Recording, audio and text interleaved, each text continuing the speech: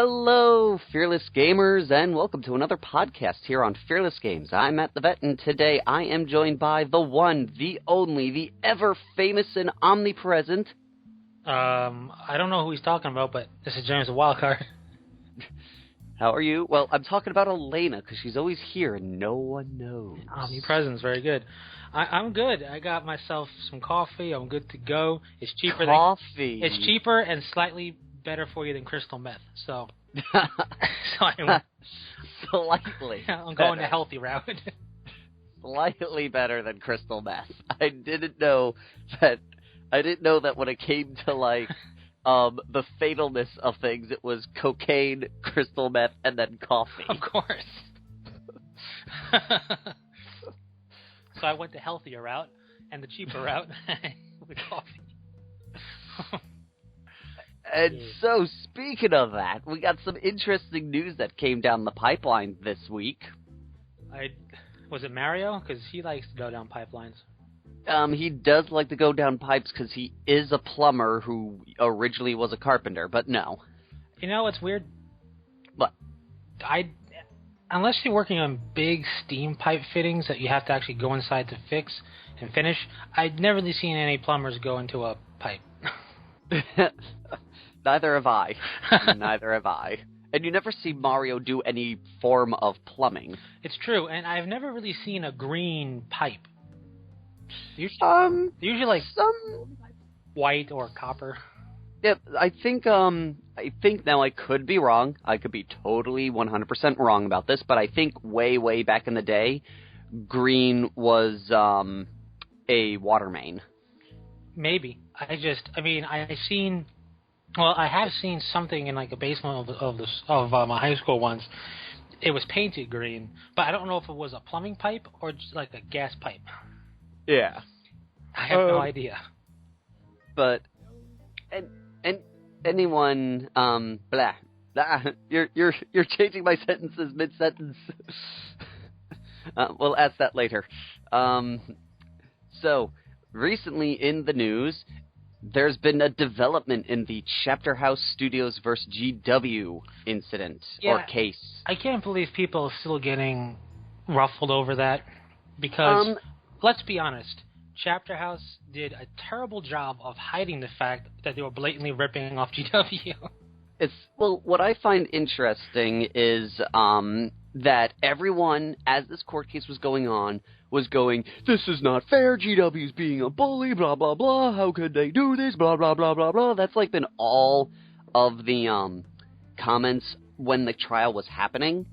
But now that they're announcing that, for anyone who hasn't heard yet, which you probably have because we're usually late on these things, is that GW has frozen all of Chapter House's assets. So they can't, anyone who's purchased a product before, in early September, or part of their Kickstarter can't get their product, and anyone who's interested cannot go and purchase anything. If you go to their website, it's officially under maintenance. And every comment I've been seeing over this has been just as you said. Well, they are getting what they were playing with fire. They shouldn't have kept the names the same. They should have done something like every other place that was hinting at it, but not officially. And I was like, wait a minute, weren't you all the same people that were just saying before GW was a bully for attacking them for this? Yeah, they were. But I'll tell you this: when I very first discovered Chapter House, I went, ew, they're not that good. Yes. But they have two things, two different shoulder pads that are mediocrely good enough that I would have used them if I ever wanted to, but I never wanted them. But the Storm Raven kit was kinda neat. But here's the deal.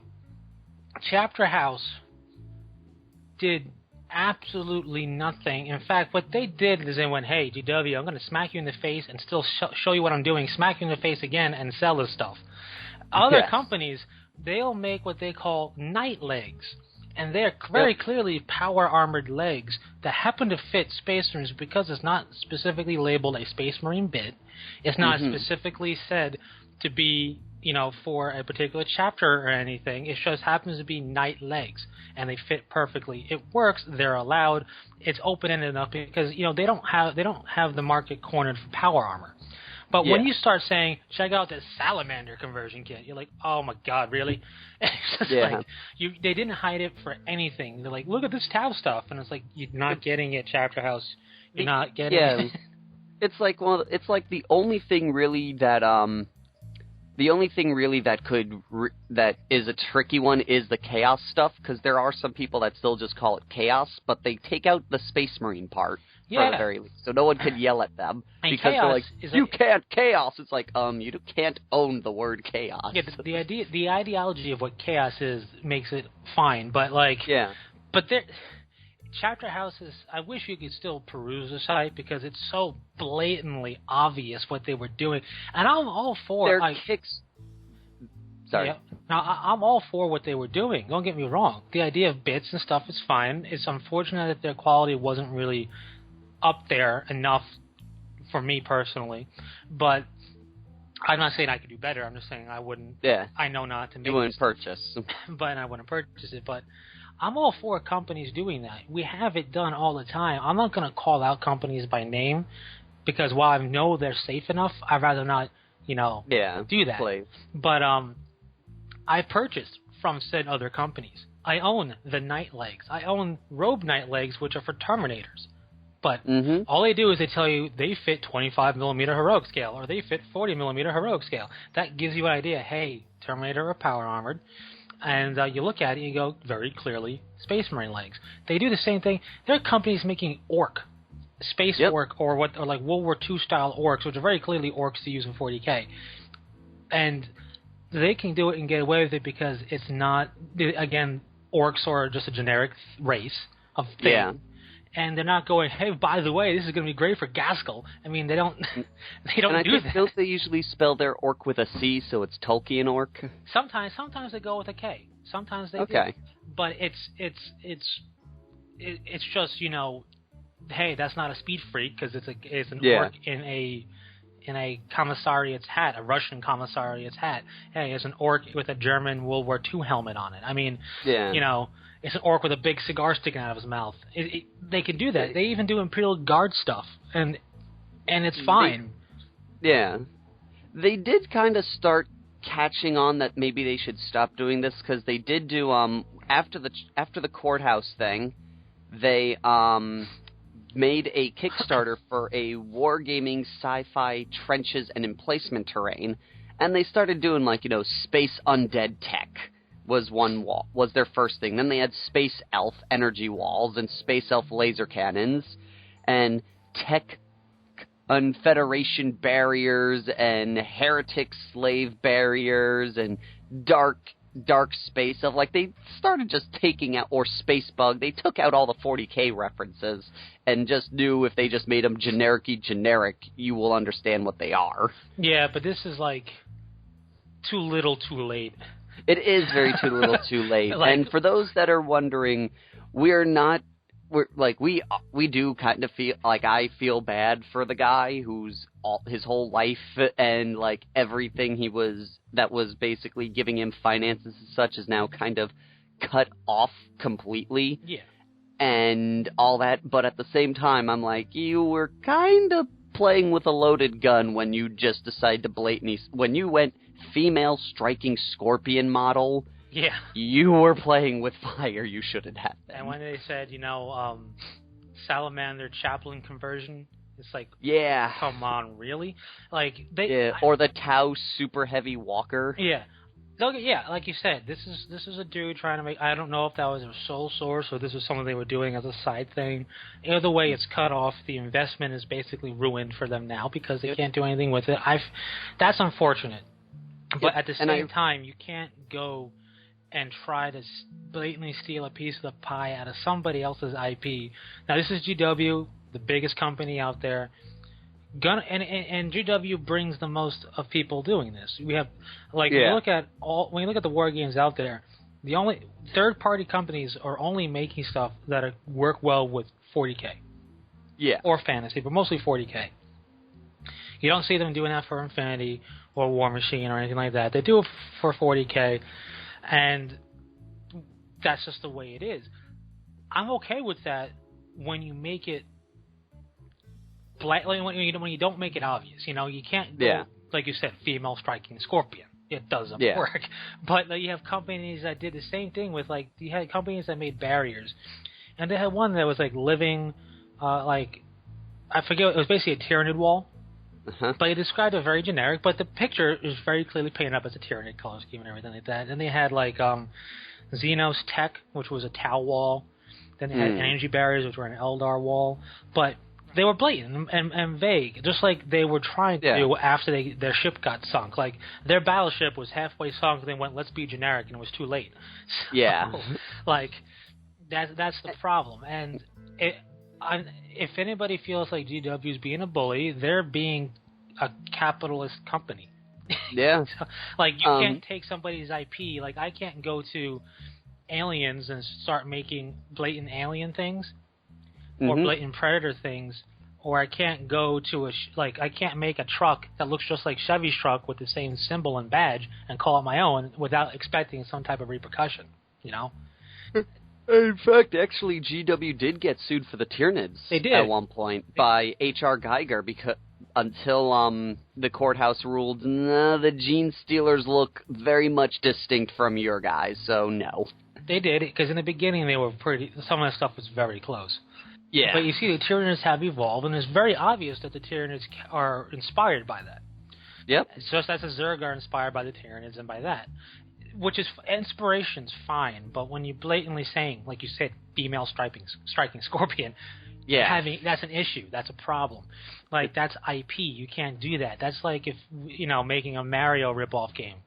Yeah. I do feel bad for the guys that did the Kickstarter because they got, from my understanding, their money's in limbo right now. He can't give it back because he can't access the money. Yet and the ones that he processed already, their products are sitting in a warehouse waiting to be shipped, but they can't because he can't pay the shipping guy to actually send them out. Yeah, I would imagine once that red tape is all sorted out, there'll be refunds. I'm hoping that my hope for those guys is that the court will either rule, okay, every order that was processed right now to the point where they had to be shipped, you can mail them out and that's it, or they're going to make it where he force GW to allow him access to send the money back to the people. Oh yeah, I have no doubt that eventually money will be sent back. I'm guessing that they'll try and make it so no product can go out because, so it'll just be money. But the moment I saw Chapter House's stuff, again, when I first saw it, I was like, ooh, this is dangerous. Yeah, I sat there. I'm surprised it lasted this long, to be honest. To be honest, because when I was a young lad and this came out, I could, in a sense, understand GW's point of view, because when I saw their page, I was like, they're not getting in trouble for this? Oh, I guess it is okay to make stuff for another company. Yeah, well... Yeah, and it's okay if the company contracts you to do it, when ArmorCast made stuff for GW, because they were contracted. But when you're not, and you're just making a profit off of somebody else's intellectual property, and in this case international, because it is international, but you can't. And if you view him as a bully, you view him as a bully, but you can't let your IP and stuff that you have protected under your investment be utilized by other people. That's just never gonna fly. So let that be a lesson to you. And if you're really good at making bits, let it be a lesson to be super generic. Be super generic. Yeah. One company is super generic. They call it science fiction Roman warriors, and they're very clearly Custodian Guard looking things, but they're so different enough. First of all, they look different enough, and they're not described the same, that they can get away with it. I bought the sci-fi Roman helmets because they look very Custodian Guard. I bought them a while ago, and they do look very Custodian Guard. It works perfectly when you start converting a space marine up to make it look like a Custodian Guard. But they get away with it because it's called a Roman helmet. It's not 100% exact. I mean, it looks enough to fool people, if you will, but it's generic. That's how you have to play this game for any company. Like if a company wanted to make stuff for War Machine, I can guarantee you Privateer Press would do the same thing if they caught wind and it was that blatant. So now, another thing that I find very interesting going on is there is a petition on Change.org by a Sony fan who demands that Nintendo give Sony Smash Brothers. Under the reasoning of Sony fans do not want to purchase an underpowered machine like the 3DS. They'd rather play Smash. They'd rather do it on the Vita, and technically it's illegal for Nintendo to do this anyway because it's a monopoly since they're the only ones who own a Brawl game. Yeah, I mean, I don't know if it would. If I was a judge, I wouldn't classify it as a monopoly because it's not like Sony's getting all the games of gaming. You know, it's like to be a monopoly, Smash Brothers counts as a fighting game. So to be a monopoly, Nintendo would have to own all the fighting games. Right. Same thing with Sony. When you look at that, Sony owns more fighter games than Nintendo does. So this guy's trying to say that Nintendo has a monopoly? He's trying to claim that Nintendo owns a monopoly on the Brawl game, so they legally shouldn't be allowed to do that. Yeah, if monopoly meant that we own our own, stuff. Our own game. Yeah, like Smash Brothers Brawl is a monopoly of Brawl because it's Smash Brothers, but it's not a monopoly. And furthermore, no company can have a monopoly for the pure sake that many of these fighting games that aren't based on characters of a particular company are multi-platform. So, if anything, Nintendo's the one that gets screwed out the most from it. Yeah, because and yet he's acting like Nintendo's going, all of them. Well, the guy's not very bright because Smash Brothers will never go to Sony, because Mario will never go anywhere but with Nintendo. As Mr. Iwata once said, if people want to play Nintendo games, they have to purchase a Nintendo hardware. Right. Like, Nintendo is nowhere... don't get me wrong, Nintendo needs to step up. If they want to stay in the console game, they gotta actually make a good product. They have to make a product that appeals to the masses as a whole. That's what they see as a good product. Well, it has to be good in terms of it has to have the power potential to be power-wise there, and it's not. I wish it was, but it's not. And also, to go along with Nintendo, I give Nintendo nothing but props, and here's why. Because Nintendo was doing what you shouldn't do as a company. They're listening to the people who really aren't going to make a sway in price and in profit. Because you hear people say all the time, I wish things were innovative. Everything's the same. So Nintendo, the Wii, immensely innovative. It brought motion control to gaming. The Wii U is another step to try into territory that isn't exactly known because it's drastically different from a console. But in doing so, you're going to get a lot of misses. You're going to get some hits and a lot of misses, and Nintendo's feeling those misses. The problem is, when they do innovative stuff, and it doesn't sell all the time. You get a few, the Wii printed money. Like, the Wii is responsible for inflation because it printed that much money. I mean, it just printed nothing but money. So that was a success. But I don't want to say it was a lucky success. It's a rare success when you're trying to be innovative. And when you look at the success, what we consider really innovative games, you look at the actual total sold, it's not a lot. The Portal games sold a little bit over 8 million for both together, and they were deemed huge, great, games. Yeah. You look at Call of Duty 17. It's even though it's a 7 or whatever one is in the installment, it's sold double that number. But it's just a sequel. It's just the same thing, give it in a shinier package. Look at sport games. Every year, the only difference for sport games is a roster update for the teams, but they sell a lot. You could have Madden 2000, whatever, and it'll basically be the same game as the game is now, only graphics are better, maybe a little bit different strategy stuff, and the rosters are updated for the teams. But they sell. When you look at innovative games like Portal, there's some of the Mario games that didn't sell too well, but were hailed as innovative and were liked, didn't sell well. Mario Party 47 still sells. It's on a decline in sales, just like any sequel game that's like, now that's what I'll call music. Anything that gets that high up in numbers, it's just going to have a petering of sales slowly because, well, oh great, the 18th game of something I played already, I guess I'll buy it, something like that. But it's still selling well enough. And when you have innovation in gaming, either if it's good enough, it'll sell decently. And the problem is, we'll look at a game that sells 2 million copies, and don't get me wrong, that's a good achievement, 2 million copies. I'm not saying it's not. And that was like, what, Shadows of the Colossus and only sold like a couple million copies?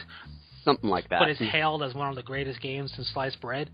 And but as economically, it's a flop in comparison to games that sell 10 million, Yep. So game-making companies see and people complain that, everything's getting Call of Duty-fied or whatever it is for that genre. But you can't blame them when they go, that's selling millions and millions every time. Let's make a game like it and sell it. Or let's transform our game to be more like it and sell. Because it does. So innovation actually costs a company money. So while Nintendo is definitely behind the 8 ball in terms of being perceived by their stuff, I give them a lot of credit for going, you know what, let's try something new, because they keep doing that. And don't get me wrong, I think they are the masters of the handheld market. I think the Vita's terrible. The Vita's okay, but in comparison, I think Nintendo just knows how to do. The biggest now, like, I find like the Vita and all that is the complete reverse of the console series. Because when it comes to like consoles, usually the biggest thing is how realistic can its graphics be. Oh yeah. Usually, that's the deeming of a system worth its salt. And if we look at the Vita and the 3DS is kind of like a GameCube in its sense, or a PS2. Yeah. And the Vita's a freaking PS3. It's like apples and oranges better. But the issue is with the Vita, at least from what I hear, is the Vita advertised itself as doing everything that it didn't do. Like, they claimed, play it with your friends online, and when I was talking to the rep, he's like, I don't know why they said that. The Wi-Fi is just to check, like, your Facebook and stuff. You need the 3G to play online. And then it's like, could play your games on your PS3, transfer the save data to your Vita, and continue where you left off. Only one game does that, out of like the 50 games they have. Well, don't get me wrong, the Vita has power in it, but my problem with the Vita is the fact that the Vita doesn't understand what it means to be a handheld. Nintendo knows what it means to be a handheld. A handheld means you have no commitment to the game, and what I mean by that is you can save it almost any time, or there's safe stuff close enough, and you can just shut it off and go as you please. The Vita almost expects you to have, in terms of playing some of their games, console level dedication of time, and sometimes you're just on a train, or you have 45 minutes to kill. Let me play a game. Let me do some stuff real quick. And the Vita, to me, from what I've seen, because I know some people have it, doesn't. It can, but it doesn't feel the same. It feels like, let me strap in because, it's basically a console in my hand. At the same time, that is the direction things are going, and I think Nintendo knows how handhelds work. I think Nintendo knows handhelds very well. And we look at technology, I mean, our phones have multi-core processors in them. They didn't have it 4 years ago, really. I mean, phones are becoming basically personal computers. Yeah, they are. So I think if you look at the power of that, I don't think Nintendo should necessarily abandon consoling, because that's not what I'm saying, but I think Nintendo should invest solely in being completely portable, so where, I can plug it in via HDMI cable to the TV and play on a bigger screen, but really my console is my handheld. I think they would do better there, and they have a better market, and I think it would help them be innovative as they are, and maybe not lose. But that's the thing. The latest rumor, from what I've heard, was very interesting about that. As you were saying, because they were talking about making there was rumor that they were going to make a system, that their next system would be actually your charging cradle for your handheld. Right. But when you were done. Which would be kind of cool, but also kind of weird. It would be, but Nintendo, really, in my opinion, is the only console company of the big three. Because remember, there were tons of consoles back in the 90s and early 2000s. We don't know of them because They never. They crashed. They and crashed burned. horribly. I mean, I think Nokia had a game console, and they, Yep. in Japan, like That's where they started. like that's. I mean, and you know, we have to also remember Nintendo's like over 100 years old. Nintendo started off with card gaming. Yep. And then they made the transfer. So they survived innovation. They definitely survived via innovation. But Yep. they're, in my opinion, when you compare them to Xbox and Sony and all that, they're really making strides to try and not revolutionize gaming. And I don't want to say reinventing the wheel, but innovate it. I'm not saying the PS4 and the Xbox whatever one. I keep forgetting what it's called. Xbox One. Firstly, I don't know how Microsoft names their consoles. Because you have the Xbox, then you had the Xbox 360s, and when you think of a 360, you end up back where you started. Yep. And then back Xbox to One, which is the third Xbox. So, back to One, my friend. You know, I think what they do is I think it's clear. Like, you know, Nintendo went, let's try to make each system uniquely different. That way, no one confuses them. Until they got to the Wii franchise, then they just got lazy. Right. PlayStation went, well, if we just put a numerical number in front of it, everyone will know which system is which in the series. Which is very smart. Yes. And then Microsoft just said, let's just tape a bunch of numbers to a dartboard and throw them, and the first dart that hits a number, that's the system's name. It must be, because we ended up, when you look at all the names, it all equates to just Xbox. Because you have Xbox, Xbox 360, which is a complete circle, when you end up back where you are, and then Xbox One, even though it's the third Xbox. So I don't know what they're doing. So now, I can just predict right now, like a couple, maybe a couple 100 years in the future, they'll go, and then Microsoft had the Xbox One, then the One, then the Two, and then they eventually got up to 360. And then they travel back in time and their minds explode when they find out 360 was the first one. Was the second one. Yeah. But I mean, like... It's like Apple and their numbering system. The fifth iPhone was their sixth iPhone. Yeah, we don't talk... Oh, it's Apple. What do you expect? But like, I don't know. I just think that, you know, I give Nintendo credit for being innovative. It doesn't always work, and I think they need to get reevaluate what they're trying to do, because sometimes they go all over the place. But one of the things that I heard that they're thinking of doing, and I fully agree because it's kind of silly, is stopping the whole your account is hardwired to the system you purchased. Right. Because like right now, like a good example is if you made a Wii, like the Wii U was the first time you could link your accounts together. Right. And that was a huge step for something that PlayStation and Xbox had 2 systems ago. Exactly. I mean, but it's just, I don't know. You have innovation is helpful, because without innovation, it's going to stagnate. I mean, many people are predicting a console gaming crash in terms of just because of all the sequels. Things are stagnating. Sequels and all the games that like Colonial Marines. Yeah, and all the games that feel the same, you know? Yep. Like, that's the problem. But at the same time, the problem is innovation doesn't sell unless you have a big enough campaign for it or you get lucky. As an interesting thing on that, like I was talking to someone at work about that, and we were getting on to like the sports games and all that, and he went, yeah, you know, and I was kind of like angry because the latest NHL doesn't have online play, and I'm like, what the heck? Everyone's going, where's the online play? And I'm like, okay, now here's a question: because that game doesn't have online play, and going off of systems, and if you discover that NHL 16 doesn't have online play, would you buy it again? And he goes, I probably would, because I'm really into sports. I'm like, there's the problem. You're telling them that that's what you want, and thus the game's going to get less and less stuff in it for the same price.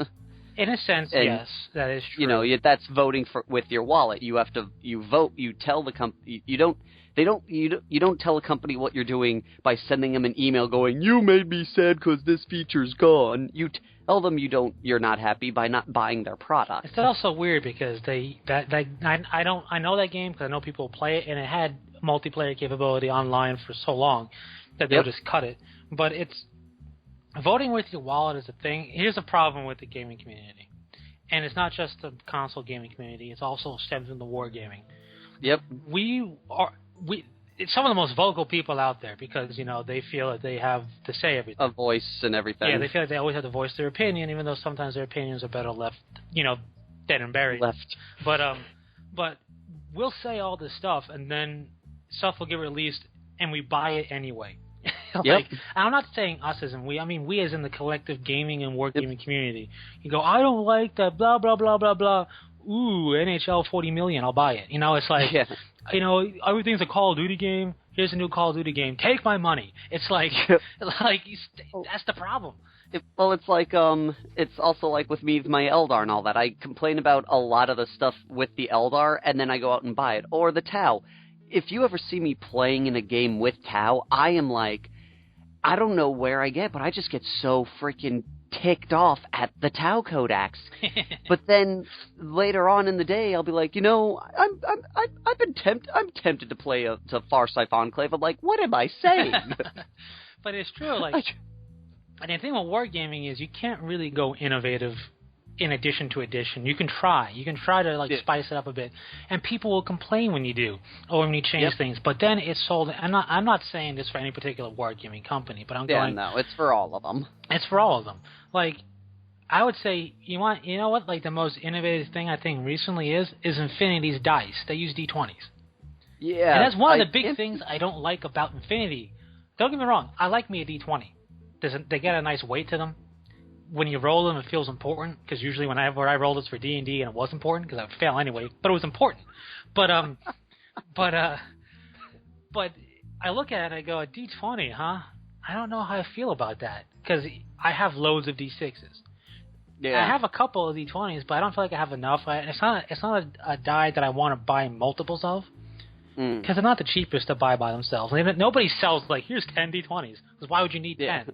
But I'm not saying you need 10 in Yeah, I think you only need one. Like, having a few would help, but it's like, you can't, with a D6... Because D20s are fickle. You need the one that's having a good day. Yeah, you do. But, like, with a D6, you can roll D6s in the middle of a wargaming table, and if one has a stray bounce and hits something, no harm, no foul. A D20's taking out your model if it hits it. Yeah. So, like... And I use innovative loosely there because it's just a die that they wanted to use, and how they use it is whatever. But I feel like if Infinity had a D6s, I'd be more open to it. And I just feel for whatever reason it's a D20, and I'm concerned about that. And don't get me wrong, I love other dies. I mean, I think the D20 is cool. The D12 is underused. And if I could make a system that utilizes the D4, I'd call it the Caltrop system for obvious reasons. And I love me some D4s. I do. But it's just they make great weapons and help you do damage. But it's just like the six-sided die. I feel, that's something you don't necessarily need to innovate, because you have the six-sided dice is used not just in wargaming. It's used in board gaming. It's used in the casinos. People know a six-sided die. They probably have some, even if they don't wargame. They probably have some in their house somewhere. So I don't know, but that's like, you'd say, innovation right there, I guess you could say. And then people might point at War Machine because of the whole caster and the other thing. And for me, I don't like that, because you can't be generic there. You have to be special character. Yeah. And it's just like, well, and that's another thing. I'm like, Nemo can't be at every battle. Why would Nemo be at this pointless little inconsequential battle? Why can't I have generic, just leader of the army here? Why does it have to be the main characters of the story to be at every single battle? And I kind of picture it as like, okay, a huge war is going on. All right, what's going on tomorrow? Well, tomorrow we're going to take 5 men and we're going to march down this really desolate, deserted pathway of a valley towards a riverbed. All right, I shall accompany you. But, sir, you're the general of the army. I'm accompanying you. But we need you elsewhere. No, I'm marching to this riverbed right now. But like you could say those are kind of innovative things, and it doesn't hurt War Machine, it doesn't hurt Infinity, but it's also, nobody's going to be switching to D20s anytime soon for all the war games. Yeah. But like, again, if we complain about stuff, or we still buy it, I'm not saying we're just saying that we like it. Yeah, and it's more obvious in video gaming, I feel, because it's wargaming is wargaming. Yeah. War Machine isn't going to suddenly turn into a card game. It's not suddenly going to change drastically. Yeah. I mean, it has gotten bigger, but it's not going to suddenly become like epic. Like millions of models. But it's not going to do that. But with video games, there's so many different genres of video games on one console, and the idea of people say things constantly lack innovation, but then look and they have all the Call of Duty series. It's like, well, you're well, I'd like to play online. Right? And it's like, so you don't really care about innovation, you just care about one feature. And also, like, I don't know, I'm not saying don't play Call of Duty. We're not saying that. It's too fast-paced for me. I'm more of I like my FPS is like Counter-Strike is done. That's how I like it. And that's the only way, it's the only game that does it like that anymore. So, but if you're really seriously concerned about innovation, then buy the things that are innovative. Support that. It's less like with WoW. People complain with WoW all the time. WoW's killing MMOs. It's blah blah blah blah. WoW's getting boring. Ooh, new expansion, must buy. Yep. I know people who buy the new expansions, play it for like 2 hours, and then they don't play WoW until the next expansion comes out. Yep. But they keep their account the entire time. That's showing they can't tell. They don't care if you log on for 2 minutes. They're getting your money. So if you really want to, voice your opinion, it may seem inconsequential. I'm just one person. What does my canceling subscription mean? Well, you and a million others think in that same way. If it adds up. I'm not saying you're going to change the world of gaming. Yeah. It's like sort of like the reverse with television. Television takes one letter and says, well, if one person wrote us, then 50 million people are thinking it. They go, well, if one person writes us, that's one person that, is being annoying. But if one person stops playing, then they're going, oh, if that one person stopped playing, how many others are right behind them? Yeah, the video game is the reverse of that. It is, and it's a bit weird because you can't really predict it. Like, I'm not saying you can predict anything really, but with like TV shows, you have people out there who can kind of predict, and they place them in certain slots on the schedule, and you can tell when a show's on its way out because you'll get the Friday night slot. And you're like, oh, that show's doomed to fail anytime now. They're putting it there to put it out the pasture, essentially. Or like a Monday night slot during the football season. It's like, yep, that show is doomed to fail. But they can they slate things in. They can tell by ratings and so on and so forth. It's kind of hard for video gaming because you have a lot of things going back to innovation. Halo is an innovative game. Doesn't sell a lot. But you'd be forgiven, I think it did, via the amount of, like, for example, that 8 million total for both Portal 1 and 2 is probably a bit higher than that, but it's around 8 or 9 million, let's just say, for both Portal games. And that was several years ago when I got Portal 2. You would be forgiven to think it was triple that number because the thing is, the people who bought that game loved that game, so everybody who owned it was talking about it. So it sounded like it was more people because a higher concentration of people who own the game were talking about it. Call of Duty, just because it's a big one out there, so let's pick on it, right? You have so many people playing that game, but not everybody's going to talk about it. Yeah. Because how big it is. So, but because it's so big, it seems like a lot of people are talking about it, even if the ratio of people talking about it versus people who own it is smaller than the Portal franchise. So you have games like Shadows of the Colossus. Everybody who's played that does nothing but talk about it. So you'd think it sold more copies than it did, but it really didn't. So that's the problem, is that I think a lot of people think, well, this game was really good. And it's like, yeah, but look at how it sold. And you go, oh, well, no wonder why they don't really want to pursue this avenue anymore. Yep. So it's tough. I have no answer for how to fix it. But if you want innovation, the best thing you can do is support the innovation that's coming out, because the innovation you want is not just going to come out right away. It's going to take several steps of innovation. So if the first step doesn't get it there and doesn't get enough support to continue to the second step, and your thing would be the third step of innovation, you're never going to see it. Yeah. So that's why I've always had faith in Nintendo as a company. I've always enjoyed them as a company because They don't always get it right, but I'm always interested to see what they're gonna do because it's never the same thing usually. Aside from Mario Party 25,000, I get that. Yeah. But like, and Mario is their main guy. I don't mean that. I mean what they're doing with their games and with their consoles. Yeah. I'm always interested to see. And I am one of those people though. I just have such a lack of interest in console gaming overall that I really won't buy. But that's because I have what I need. I own a PS3, and the whole reason I bought that is because Blu-ray won. That's the only reason I bought it. Like, if Blu-ray didn't win, I would not have a PS3. I might have an Xbox 3... No, not an Xbox. Did Xbox 360 try to push the HD DVD? They had an attachment that you could add onto the Xbox to make it play HD DVDs. Okay, so I wouldn't have bought that anyway. But because that's an extra paraphernalia. That's stupid. Well, it's extra money. I mean, you think about it. Yeah, it's an extra $100. That's why I give Sony more credit than a little bit than Microsoft. I don't know who made the HD DVD.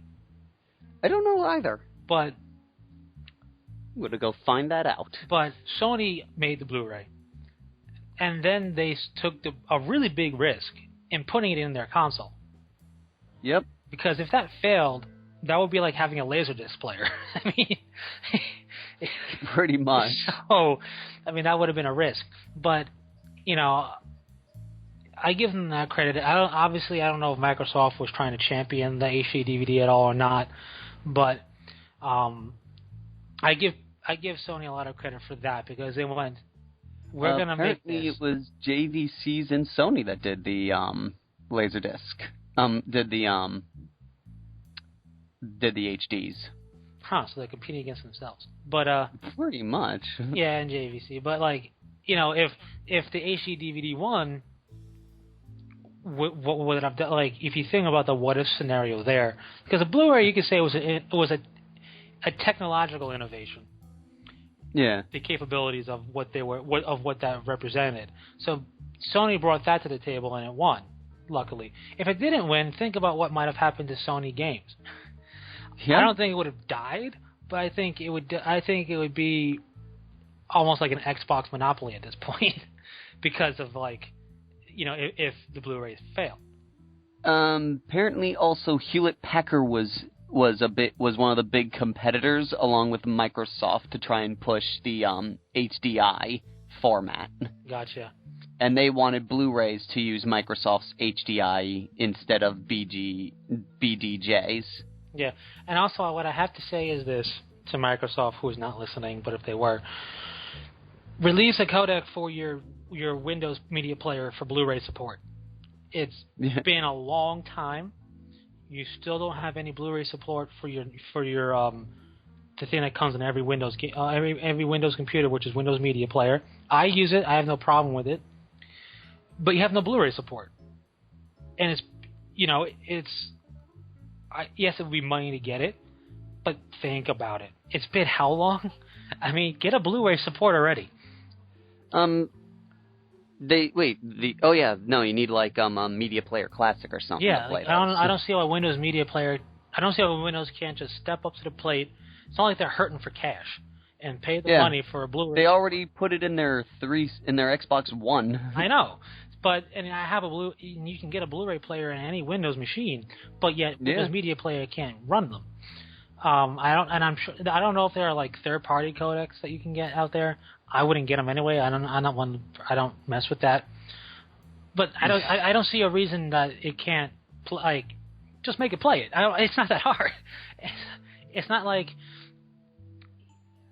I don't know. I don't get it. I mean, if anything, you're not really forcing people's money elsewhere per se because the Windows Media Player is free. But you're making people look elsewhere, which is really lame. So just do that. I mean, I just want to put that out there because I was thinking about that the other day. I put a Blu-ray in my computer without thinking. It was a video thing. And I'm like, right, you can't play it. And yours didn't come with its own program? No, no. Because everyone like that I've ever gotten came with one, and it's weird. Like the worst part is when mine came with a cheap 3D media player system. but like the day I bought it was like the day they decided to not update it ever again. And so when it goes, this requires an update in order to use certain features, and you click on it, it goes, update not available. Would you like to purchase a new player for $35? And I'm like, no. Right. I mean, I bought the media player, so I didn't have to. Yeah, I have a media player that plays Blu-ray. The problem with it is if you put a Blu-ray movie in it, it doesn't load the actual title screen for the menu screen. It displays the film. No, you can choose a chapter. And you can choose a language subtitle, and you can hit play, and that's it. So you can't get to any special features or anything. Because what I was doing, I was putting in Winter Soldier because I wanted to see the bloopers. And I forgot that it doesn't actually load the main menu screen. So I put it in there. I open up that thing. I'm like, right, you can't do this for whatever reason. Not even if you right click and go to root menu. No, because it doesn't. There's nothing. It won't let you do it. Huh? That's weird. It is, and I'm like, right, and and Windows Media Player doesn't do this, so I'm like, I haven't looked at the bloopers yet, because I don't want to put it on my PS3, just because there's a whole, I have to load I have to start up the PS3, not that it's a process, but, the PC would have been quicker, and all I want to do is look at some bloopers. I don't need to be sitting on a couch on the TV to look at bloopers. Yeah. So, that was annoying. It was just really weird, It was very weird because it's like, if you're a Blu-ray playing media player, why can't you load the main menu? Yeah, that is weird. But that's whatevs for that. But yeah. And speaking of movies and such, have you checked out the new Alien Isolation? No. I've seen a bit of it, and it is actually really good. What are we talking about when we talking about this? Because I don't know. What? I don't follow Alien. You don't follow Alien? No. Is that a show or a game? It's a game. Oh, okay. I thought you were talking about a game that everyone was like, I don't know, because of Colonial Marine. Oh, right, yeah. And it's actually fairly interesting about it. They made the alien very much like how it is in the movies. Okay. In terms of just how lethal it is compared to you being a normal person. Yeah. Its hearing is actually really good. Like there was one video that I saw where the guy was sitting there and he was holding the little scanner that goes boing, boing, boing. The alien walked by him and then stopped and turned around because it heard the radar pinging because he was too close to it. Gotcha. And you can't hide in vents because it knows how to walk into vents. And the only problem I've so far heard about it is there's another villain in the game that kind of detracts from the alien. Okay. Being the villain. There's these like robots called Joes. Joe. And they kind of are bless you. It's kind of like a robot made from a rival company of Yutani. Okay.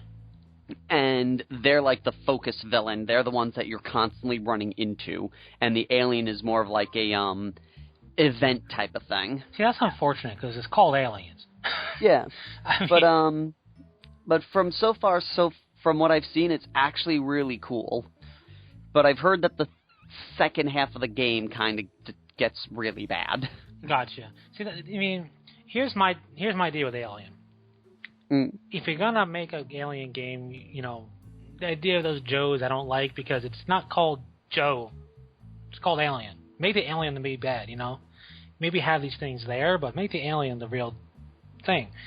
Also, the problem of it is with Alien is this. Yes, the movie is pretty dated in terms of when it was done, but for me, the alien shouldn't be this dangerous because of the tech we have nowadays to track things and stop things. I see no reason why a futuristic colonial marines would have any problem with one. And I get the whole horror aspect, but it's just, it doesn't, especially, I don't know, for me, I just never could get around that. Now, I love the idea of this one thing in this confined space that you can't get away from because, well, you can't breathe in space. But I like that idea. It's just I never could wrap my head around the fact. I'm like, why is it this dangerous?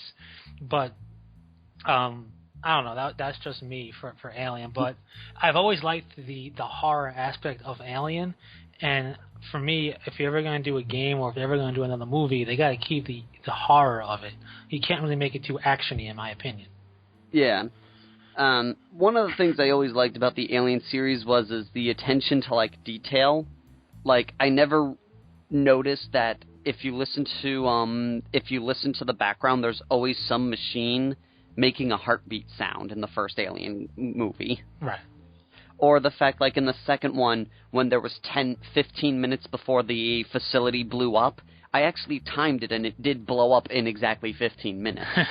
Which is good. And I was like, holy crap, it's not like in the new Transformers Age of Extinctions when the guy says, you have 10 seconds to decide, and then 20 seconds later he has 7 seconds to decide, and then 19 seconds later he had 2 seconds to decide. Yeah, that's the thing with, like, countdowns in any type of flick, for the most part. It's like, it's gonna blow in 2 minutes. Half an hour later in the movie, it's gonna blow in 10 seconds. It's just like, what? It's like also, like, when you think about, like, if you think about Godzilla in the new one, they set this counter to an hour and 30 minutes.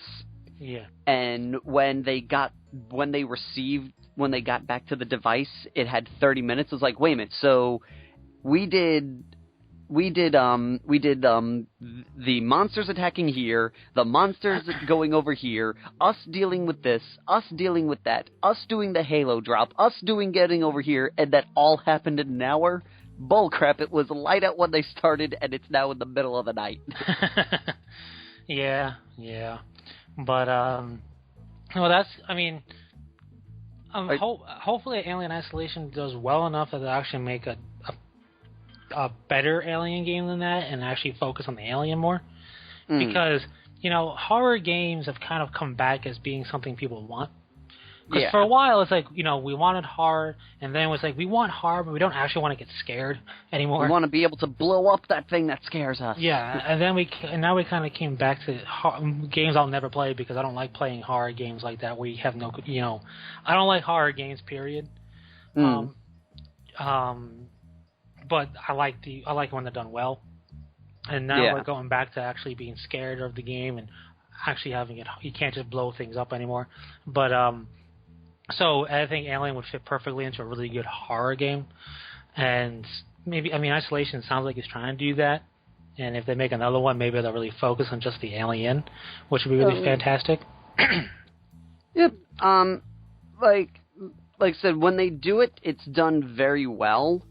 Like, and by far from what I've heard, I haven't seen much of it. Like, I've only seen, like, the first couple of gameplay pieces and such. But from what I hear, it's the best Alien game we've gotten in a while.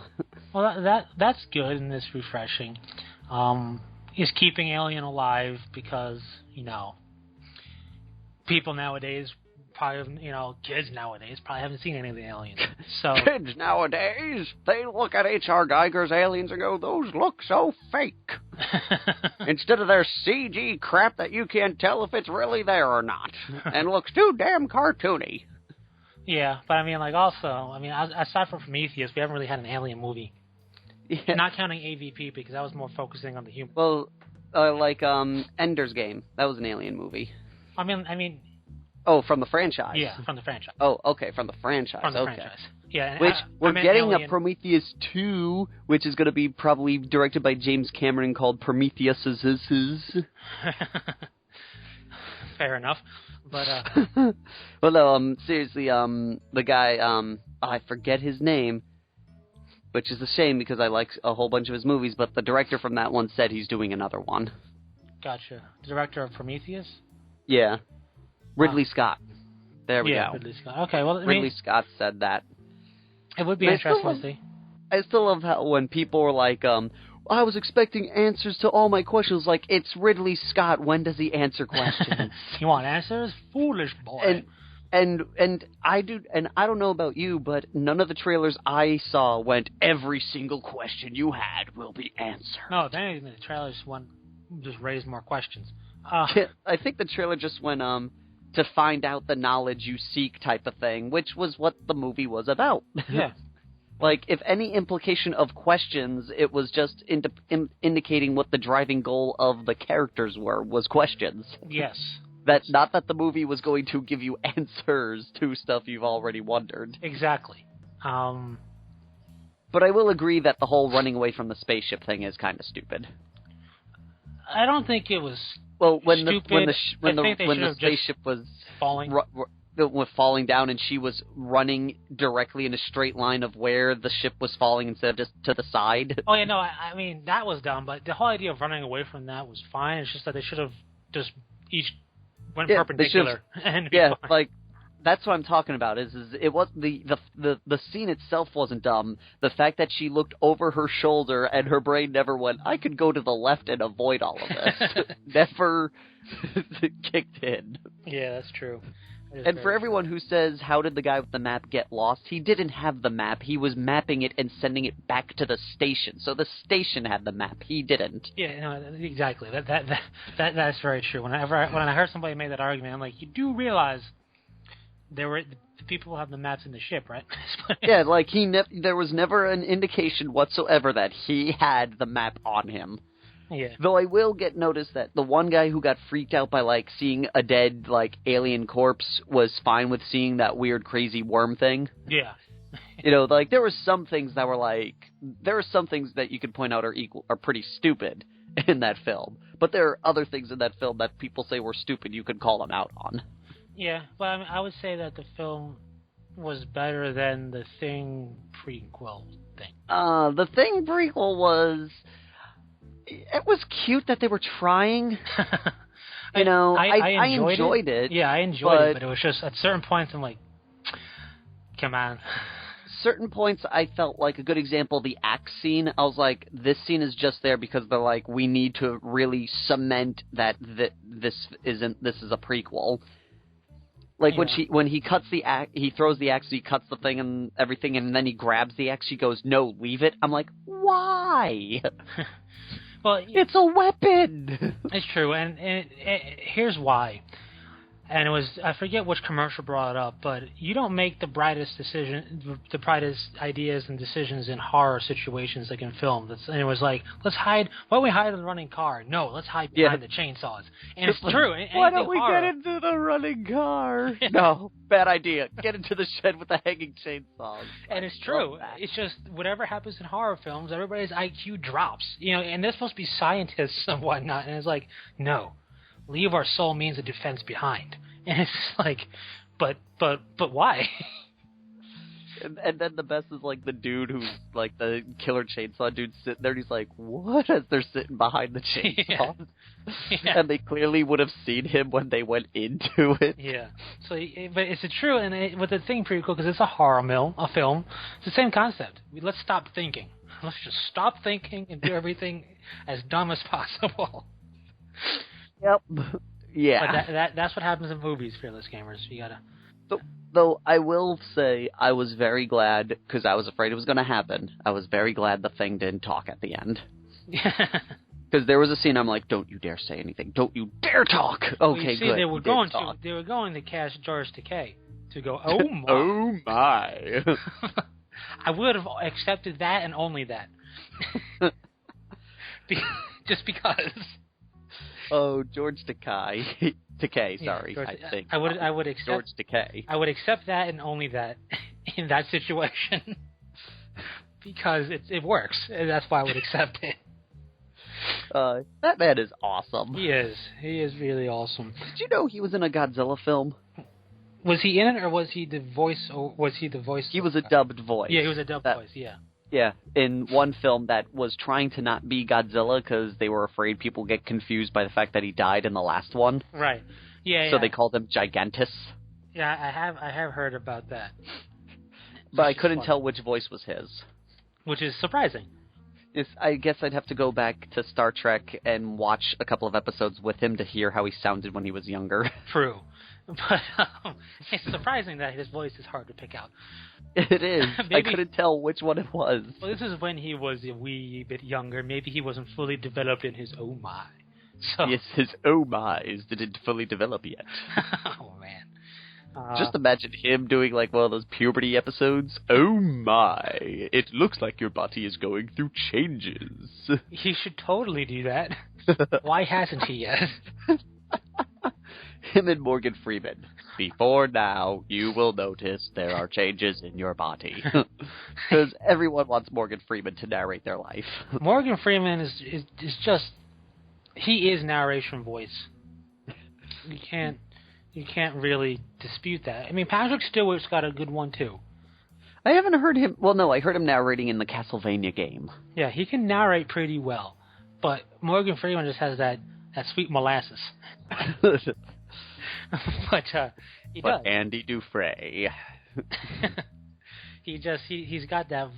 I don't know where, I can't explain it. It's Morgan Freeman. Like if I'm flipping through the TV, which is rare, and he's there talking, I will stop and see what he's talking about. He made penguin mating sound interesting. He can make anything sound interesting. Now, speaking of Morgan Freeman and narrations I thought you were and going all to say, that, speaking of penguin mating. Did you know that The Shawshank Redemption was a Stephen King novel? No. Because I it was didn't good. either. I didn't either, and I was like, what? He wrote that, but there wasn't like aliens or time travel or crazy ghost things happening. It was actually a fairly normal film. Lamp monster. Well, yeah. There was the over-religious guy, which is him, and I don't know if the Shawshank Prison was in Maine. Yeah. And we did have the flashbacks that kind of explain. No, we didn't really have any flashbacks in that. Like, there was like very little Stephen King in that film. I will say this. I didn't know this because it was good. And a lot of Stephen King stuff is meh. I mean, Cujo and Christine were fine. And the best is like, I like when people go like, Stephen King just is, does, the director interpreted it wrong or blah, blah, blah. And I'm like, watch Maximum Overdrive, because he did that himself. Like, so there's no excuse for why it's stupid. So like Shawshank Redemption, Cujo, and Christine were good. Any other, in my opinion, any other Stephen King thing that I've kind of sort of seen was not. I have to say I like The Shining and The Green Mile. Those two I enjoyed. The Shining was good, but here's my problem with The Shining. I don't know if because I didn't do enough acid. I get lost watching it half. Like some of those weird scenes, I'm just like well, that's Kubrick. You need a flow chart to follow Kubrick, right. Like you need one for Nolan. I know, but it's just I get like that. It's not like I don't want to say it's a confusing movie, but there's things that just happen, and it's like I want to say virtually like it. Which is why I like it. It has like no build up to certain things. All of a sudden you go, what? Stop the presses, explain, because I did not know we were going down this path that we just went down with that. I'm not gonna hurt you. I'm just gonna bash your brains. I mean, like I liked it, but like I won't say it's a bad movie, but that movie definitely needs a flowchart. It really does. Because it's like you're going upstream without a paddle, and you expect it to work if you don't have a flowchart. You're like, I don't understand. And with that, we are out of time. And so for this, I got three questions for Defearless. Actually, no, just two. One, does anyone know if there ever was like green pipes that were watery and such? We really need to know this. You have no idea. We need to know if pipes were ever green and anything. And also, has there ever been a Stephen King film that you watched and then later went, wait a minute, that was a Stephen King movie? Because I'm curious to see what people have to say. Yeah, I am curious too. And do you seek innovation in gaming, or are you content with just enjoying the experience? Because I got to say, as long as I enjoy it, I'm fine. But I personally feel innovation is going to be helpful in keeping things from just falling on its face. I personally enjoy I like story, but in the lieu of story, innovation also wins me a lot of street cred with the game, because if it's like something in a way that I've never thought of doing stuff before, I'm like, that's awesome. Oh, yeah. I mean, true. I don't need a unique story around every turn. Like, if it's a Yeah. plot point, like, oh, gotta save the princess, but it's on a unique manner, that's cool. Yeah. And so with that, we will be leaving you guys for today. So thank you all for listening. And until next time, Fearless Gamers, this is Matt the Vet. James the Wildcard. And Elena making fun of how we end everything, going, take care. Peace.